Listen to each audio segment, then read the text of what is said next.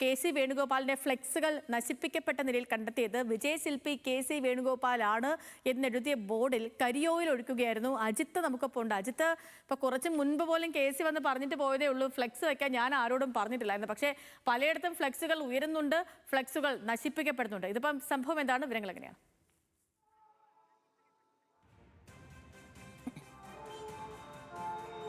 സേതുലക്ഷ്മി, അതായത് കോൺഗ്രസിനെ സംബന്ധിച്ച് ഈ തെരഞ്ഞെടുപ്പ് കഴിയുമ്പോൾ കോൺഗ്രസിനുള്ളിൽ ഇത്തരത്തിലുള്ള പൊട്ടിത്തെറികൾ ഉണ്ടാകുമെന്ന ഇത്തരത്തിൽ വിമർശനങ്ങൾ ഉയർന്നിരുന്നു. പ്രത്യേകിച്ചും അധികാരത്തിലെത്തിക്കഴിഞ്ഞാൽ ആരാണ് മുഖ്യമന്ത്രി എന്ന പേരിൽ തർക്കമുണ്ടാകുമെന്ന്.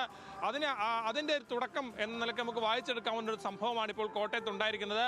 വിജയശില്പി KC വേണുഗോപാലിന് അഭിനന്ദനങ്ങൾ എന്നറിയിച്ചുകൊണ്ടുള്ള ഒരു ഫ്ലെക്സ് ബോർഡാണ് ഇന്നലെ രാത്രിയോടുകൂടി ഇത്തരത്തിൽ കോട്ടയം നഗരത്തിൽ സ്ഥാപിച്ചത്. പക്ഷേ ഇന്ന് രാവിലെ ആയപ്പോഴേക്കും അതിൽ കരിയോയിലടിച്ച നിലയിലാണ് കണ്ടിരിക്കുന്നത്. ഈ രണ്ട് വിഭാഗങ്ങൾ തമ്മിലുള്ള പ്രശ്നമായത് വളരുമോ എന്നുൾപ്പെടെയുള്ള കാര്യങ്ങൾ അറിയാം.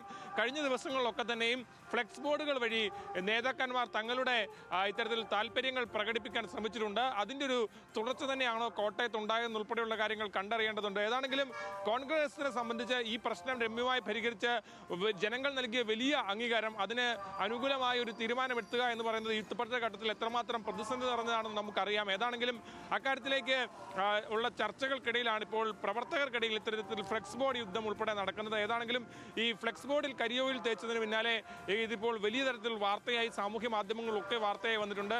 സ്വാഭാവികമായി നേതാക്കൾ ഉൾപ്പെടെ ഈ വിഷയത്തിൽ എങ്ങനെ പ്രതികരിക്കുമെന്നുൾപ്പെടെയുള്ള കാര്യങ്ങൾ കൂടി കണ്ടറിയേണ്ടതുണ്ട്. കോൺഗ്രസിനെ സംബന്ധിച്ച് ഇനിയാണ് യഥാർത്ഥ തലവേദന തുടങ്ങുന്നു എന്ന വിമർശനങ്ങൾ ഉയരുമ്പോൾ ആ വിമർശനങ്ങൾക്ക് തലവെച്ച് കൊടുക്കുകയാണോ കോൺഗ്രസ് ചെയ്യുന്നത് എന്നാണ് ഇനി കണ്ടറിയേണ്ടത്. ശരി അജിത്ത്, ശരി.